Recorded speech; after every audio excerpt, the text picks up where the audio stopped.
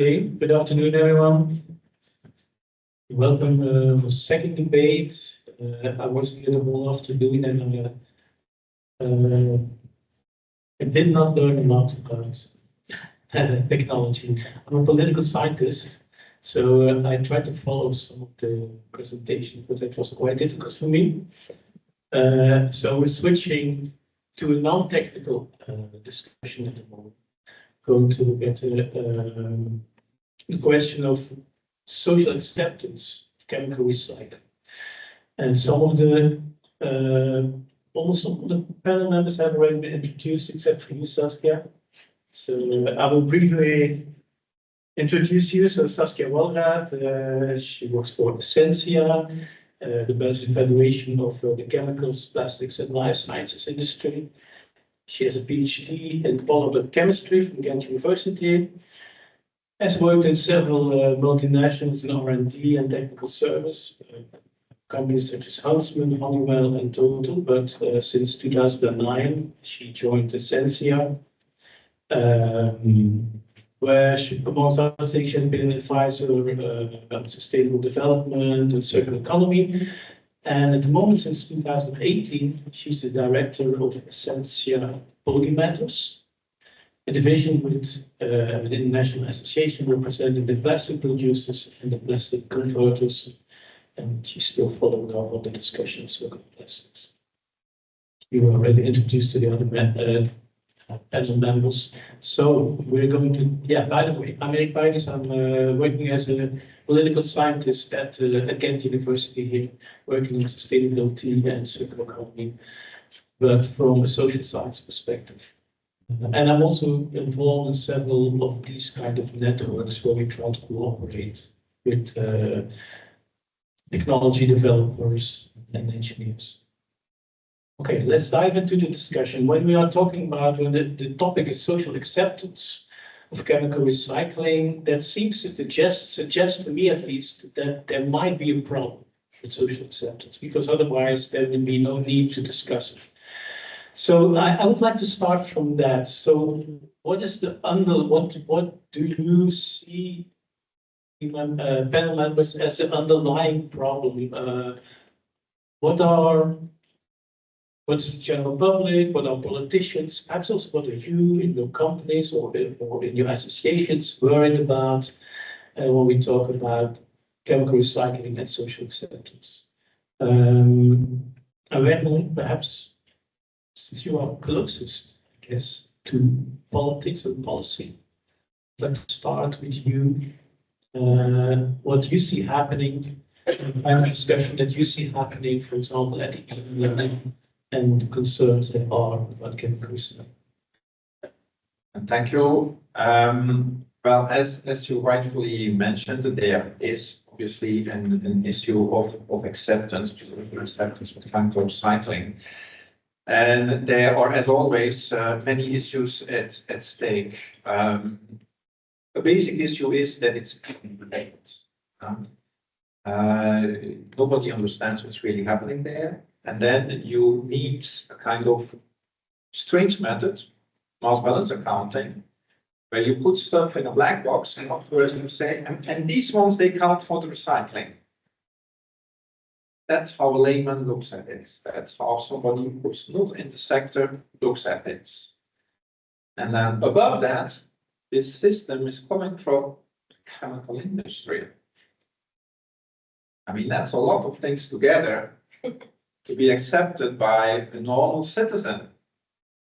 And these things all came together. For instance, if I may give one example, that a couple of months ago, the Greens in the European Parliament, they saw our proposal, and they thought a proposal that is under discussion with member states. So it's an intermediate draft, call it like that. They went directly to Parliament and to the European Parliament and to have a full parliamentary discussion on that. It was one of the last things that the previous European Parliament discussed in Strasbourg, 730 members. They all discussed this. And well, hardly 10 persons in that of those 730 really understand the issue, the details of it. But that's how it works, because they are the representatives of the democratic system. And so we had to give, I don't know how many explanations. Can you give How an it idea of works. concerns? Because if it goes to the European Parliament, there must have been concerns. Thank you that you pointed me back, because I was going to forget to say that, but I said it on the disadvantages there. I mean, those disadvantages that I told there, they come back. I mean, extremely low goods, high energy inputs, and then cannibalizing the mechanical sector, mechanical recycling, which has a good press with about everyone, because this is helping the circular economy, this is diminishing waste, this is making that you can make new products out of reused or old material instead of sourcing again in nature. So recycling as such, everyone is in favor. This chemical recycling, this black box, which make them very worried. So you have to give arguments for each of these elements. We managed because the vote was clearly in favor of what we had put on table. But the discussions are still ongoing, and we still have many issues that we need to solve in those calculating decisions. You need to have a transparent system, a clear system, while at the same time knowing that it's so complicated that you cannot do it on a case-by-case basis, because legislation is always something discussing. Saskia and Alexander, your hosts, representing Federation Chemical Life Sciences Industry or the plastics industry. Are you also confronted, or do you recognize what we're in the same and also confronted with this? Yeah, we obviously closely follow up all this legislation, and are also especially on the latest developments on mass balance application for chemical recycling.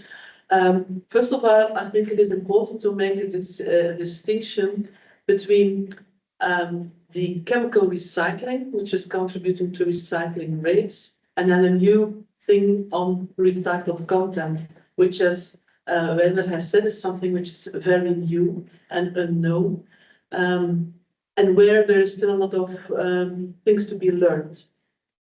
Now, if we look at chemical recycling, there are, as was mentioned before, the reports which was saying that indeed it is always better than incineration and use of virgin material again.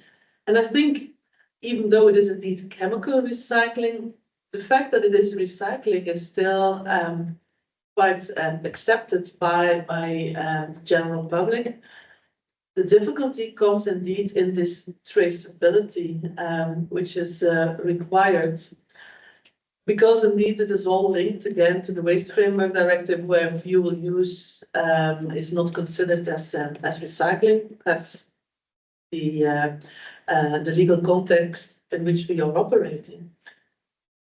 And it is indeed this transparency along the value chain that is really not easy. This is something also we have to realize. There is also resistance from the mechanical recycling industry, which consider that as a potential threat to their own business.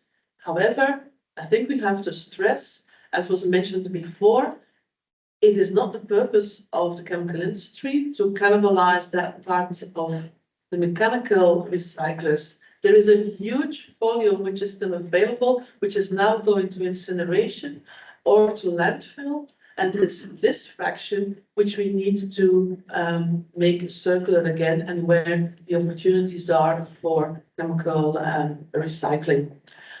And that is what Stephen was saying as well, that there's enough feedstock. But yes, indeed. And this is something we need to explain, that indeed it is this fraction we are looking at. Yeah. Alexander, yes. Yes, sir. There's an additional aspect here that I've seen, which has to do with some reports that have recently been launched by some NGOs. If you read them, you may easily get the impression that chemical recycling is some sort of Pandora's box. So if you live next to a chemical recycling plant, you can contact the local undertaker to make sure he has time for you before he's busy burying all your neighbors. If you eat stuff that was packed in material that came out of chemical recycling, you don't know what is inside. And that comes back to the black box issue here, but more on the technical side, not so much on how you account for the recycling rate. We need to be aware that we need to take that very seriously, because I read just the other day an interview with an expert medic who was specialized on the impact of the environment on health. And it was particularly on electrosmog, so on electromagnetic waves. He says there is no indication whatsoever that the spectrum of electromagnetic waves that we experience in our everyday life has any impact on our health. Nonetheless, there are people who suffer from that. When they know that they are exposed to that, they get a headache, and they say their suffering is real. Okay, So but that is we're something. talking about chemical recycling now. Yes, There may be still problems with toxicity now. but the problem is the perception. When the perception isn't there, when people believe that chemical recycling is going to have a negative impact, if they think it's going to cause headaches, they're going to have headaches. If they think it's going to affect their stomach system, they're going to start vomiting. And that is something that we need to But there are problems with plastics. I guess, no? Yes, Yeah, there but it's just you're seeming that the problem is when people don't understand what is happening. No. But I think this is the key problem that we're facing, because I think when people understand what is the problem, what is not the problem, when they understand that chemical recycling is much more a part of the solution than of the problem, then we have a completely different situation in terms of societal acceptance. That's the point. It's not to say that everything what plastics does was related to plastics is absolutely fabulous.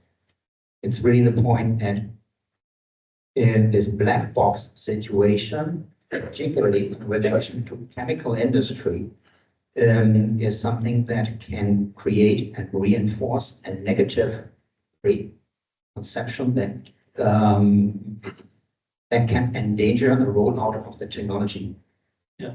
So making this switch from seeing as a problem to seeing it as part of the solution that would, in this case, for you, be crucial element. Yeah, Definitely. Yeah. That brings us, I think, to the question: okay, what would this then exactly imply? Social acceptance. When will you see it? When?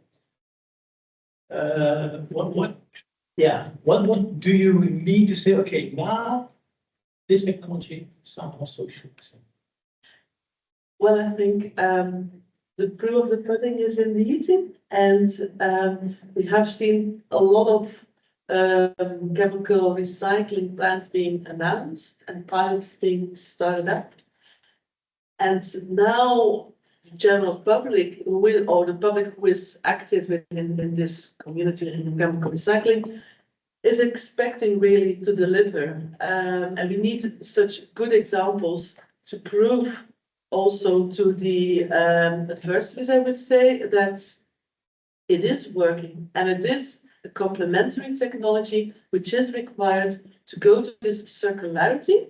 The circularity is one thing, but it's also about defossilizing our industry, and it is also about keeping our industry here in Europe and keeping also the employment here in Europe. So it is a crucial technology which we absolutely require for our future of our chemical industry. Okay, then, that gets me to the researchers, because we need, Saskia says, we need good examples. We have to show that it works, that brings defossilization and so on. Kevin. Yeah, for me, it's also credibility. And we did this perception. So if you say chemical industry, you start with a perception with most people, and you just have to be aware about that. So in this whole system, there needs to be, I would say, an independent party which puts in the end numbers. And there are organizations like I think ISSC, which could do such thing. So in the end, it's also who will put a stand? Who will put a stand that is actually so much recycled content? He needs, I think, scientifically based numbers, but he also needs to be a credible organization who puts in that stamp and that the public says, okay, no, I believe in the accountability of that group.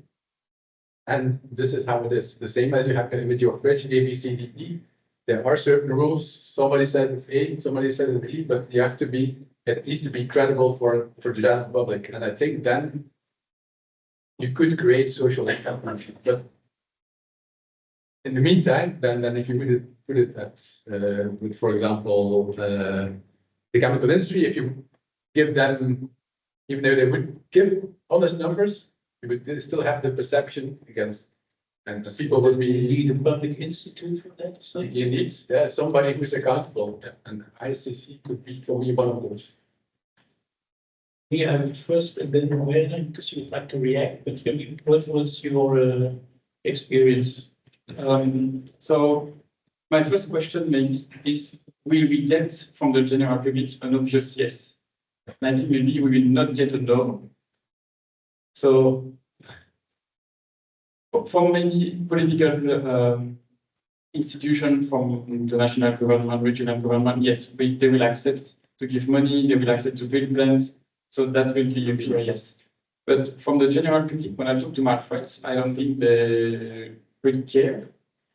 I mean, they just don't want to pay more taxes. They just don't want the others. They just don't want that in their backyards. But You really have the problem if they are not interested in recycling that. they're not aware of what's happening. And I don't think that we will get a clear yes.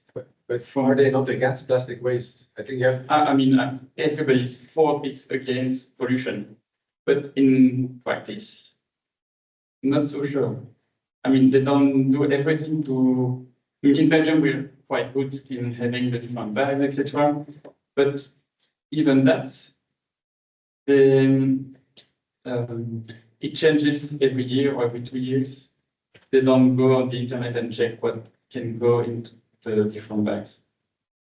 So Werner, you would like to react to that? Because I think you as an institute, as an institution, would be an important element in public settings. What we try to do within the European Union and the European Commission in particular is indeed to create the framework foundations that it is acceptable. And in this part for us, it starts with writing a piece of legislation where you have clear rules on how certain things can be accounted for. And I thank Kevin for bringing up again the ABC label on the fridges, because when we buy now as a consumer, and Kevin, you're a fantastic specialist in polymers, but not in the ABC labels on the fridge, you believe them, I imagine. And I would say about every consumer believes them. Always exceptions, but let's forget about those ones. So you believe them. So and that is as well a European piece of legislation. So you set out the framework rules, how it is, and you will need at a certain moment, obviously, research to give some backing on certain rules, simplify, to help, or whatever.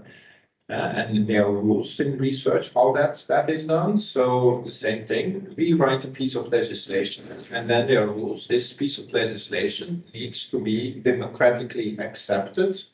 And it depends a bit of which kind of legislation, but normally it means it has to be voted in the European Parliament, and it has to be voted in the Council of Ministers, meaning by every single member state.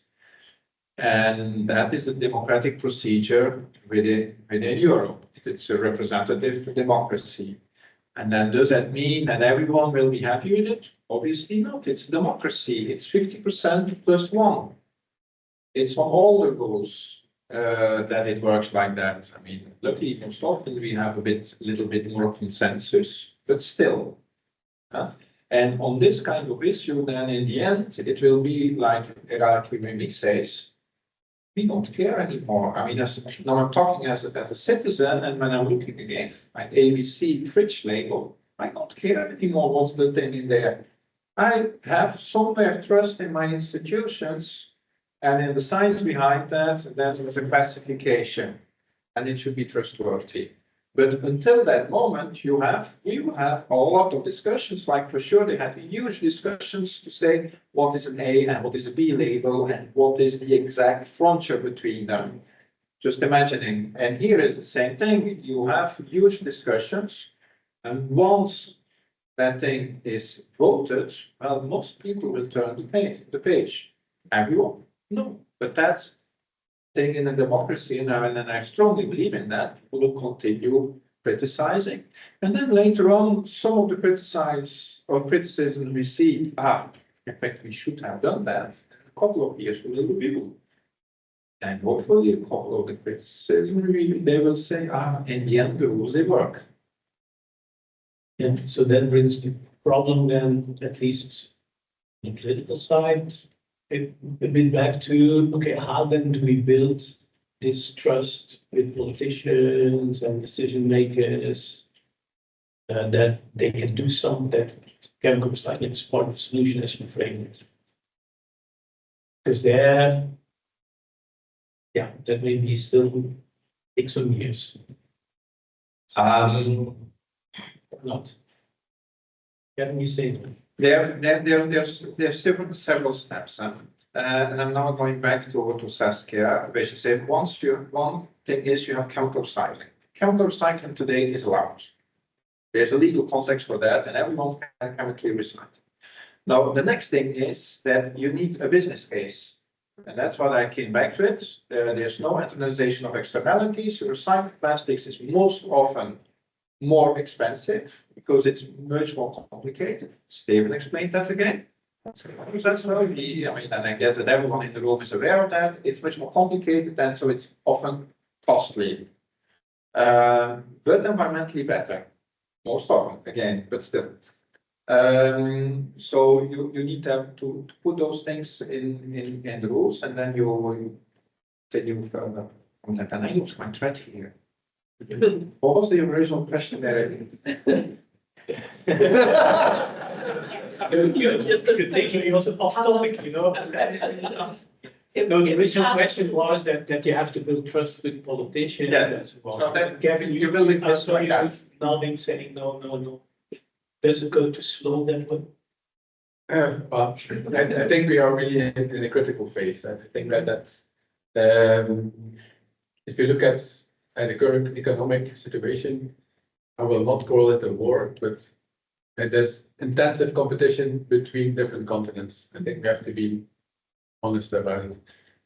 And is that competition honest? I don't believe it is. Well, just to say it honestly, in my opinion. And that's a big issue.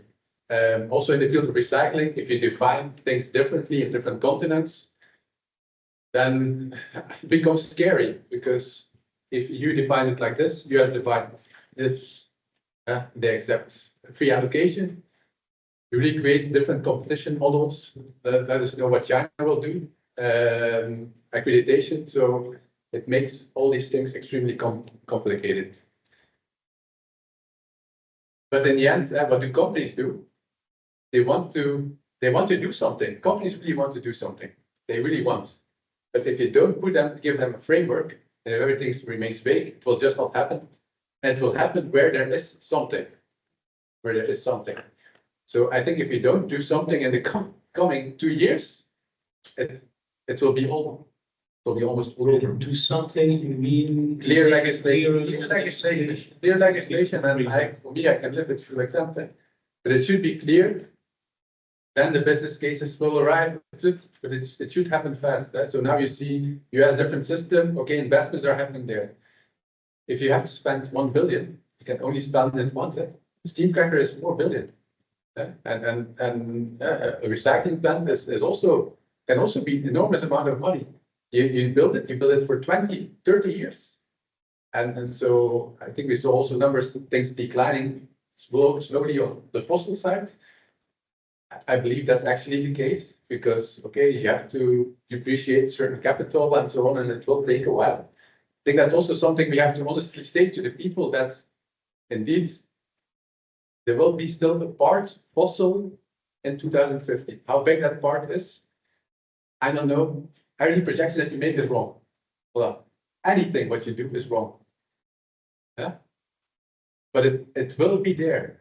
It will be there, and that's just pure realism. I work with people in Saudi Arabia. They get oil from the ground for €4 or $4 per barrel. This fair competition. This is really completely different physics. Will they stop doing this? No way, no way, for sure not. And that's the reality. So. Okay, we'll get a very short reaction because that's, but then I would like to hear some you also. The previous question was about timing of legislation. Chemical recycling is allowed now. Recycled content, which is the counterpart, we are working on it now. We had hoped that we would have finalized already. Unfortunately, there are a couple of issues still needed to be solved. But we're not tending to do that in 1 or 2 years. It should come earlier. I was just wondering, for example, Alexander or Saskia, do you have dialogues with, for example, NGOs, environmental NGOs, or are you just in opposition to each other? We're trying as much as possible, and we also have to say, like, with our members, also with the different NGOs, you will find a wide spectrum of those who are willing to enter into an open dialogue and others who are definitely not. And you've heard before, I joined Plastics Europe a year ago, so I don't have that much on-hand experience with the NGOs, particularly not in the area of chemical recycling, but we've seen it in other areas that, yes, we talk to them, and we also see that something's moving. We are picking up from their positions to understand what is important for the man on the street. We also have seen that, for instance, in the area of pallet loss, which is a completely different topic, but they have recognized that our approach of a certified management system is definitely an important step forward.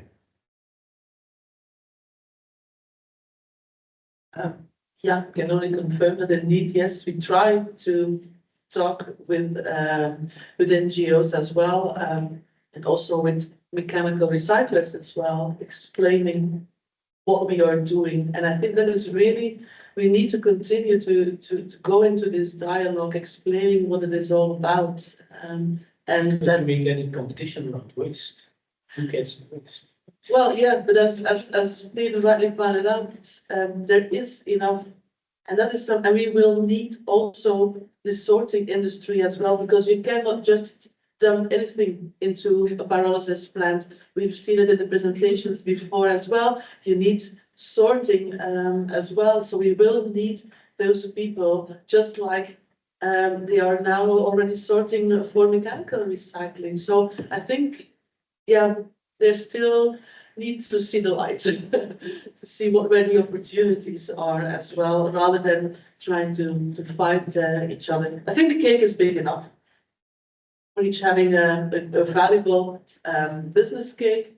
Business case, that's what you. Yeah, but indeed, as was said before, we need urgent decisions, but because even if it's decided today, having then convinced the industries to do the investments, having the permits and having the installation up and running, that's not done overnight. It's a couple of years, easily 5 years from now on. So yeah, it's urgent. Yeah, I just wanted to make a comment on the NGOs. So in the textile economy where I come from, the collection is mainly made by, at least in Belgium, is mainly made by social economy. And in plastics, for example, we have the green winter, which is involved. And so they are already doing research, they are already participating in innovation to, in that case, collect and sort in different fractions to sell to other recyclers. So in that case, that's, I agree, a small fraction of the plastic sector. But NGOs are already involved in that. And I think that really is what certainly also is important for people in academia, that we also talk to and inform and with correct numbers. I think last year we had a discussion on dioxin emissions.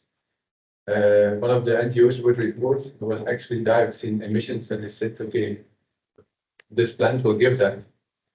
And they came up with references, and basically I looked at all these references, and in the end, I found one Chinese article where they actually was speaking about combustion of waste. Then there could be a risk. And then they were attributing this to pyrolysis. So there's really have to be very careful to which information, and then sometimes it's a wrong reference, but I had to go to 3 scientific articles to come then to their original reference. And I can imagine that if you're in parliament, somebody says dioxins, you have to go to 3 scientific articles, and the professor has to find. Yeah, then it becomes difficult. And yeah, this is makes it sometimes for me, but yeah, then I get annoyed that you have to inform correctly.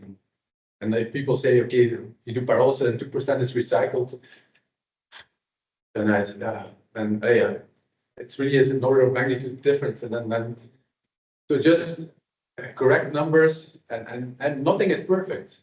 Also, paper recycling is far from perfect. So that brings up a topic about collaboration, interdisciplinary, multidisciplinary collaboration. Also in these kind of projects, or where you should involve people from different backgrounds, not only research backgrounds, but also perhaps also different stakeholders that could be involved.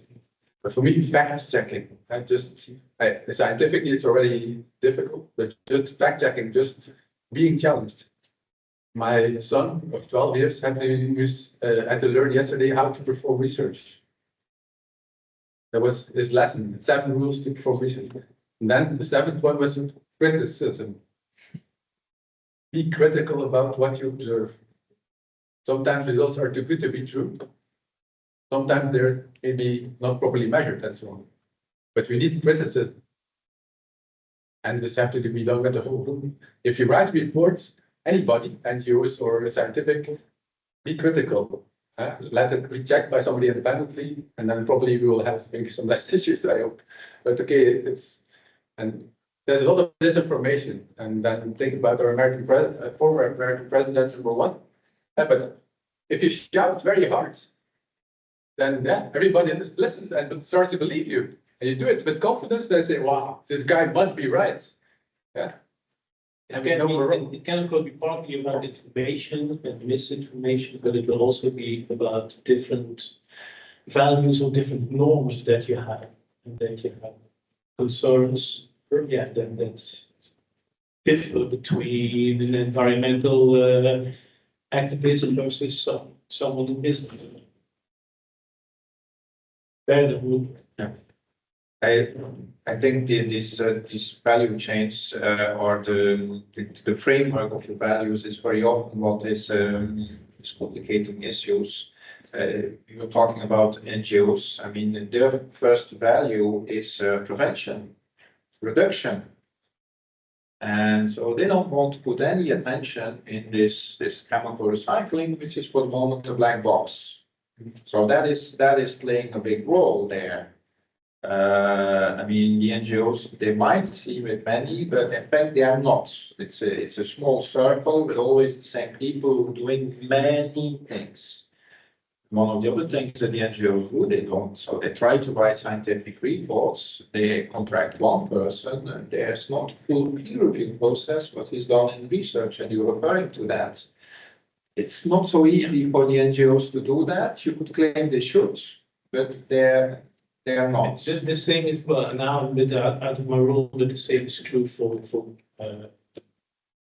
business companies that also build, of course, their own. That's another thing I wanted to say in that council, both for research as for business. It's not because you put up a perfect pyrolysis process that it's useful for society. It's useful for society if it reduces carbon emissions, but that's a different thing.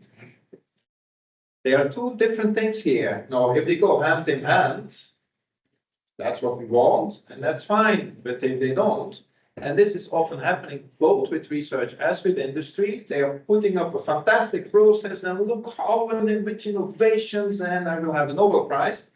But it has to be useful for society, and it's unfortunately for some of the researchers and businesses in society to a different process that decides that. It's always the markets. Okay. I would like to end it there. There will probably be the next years a lot of discussion around it, but I hope at least we succeeded in clarifying some of the topics of why there is concern and how we could perhaps create better social acceptance or not. Okay, I think at least that ends this debate. Thank you to all panel members for participating.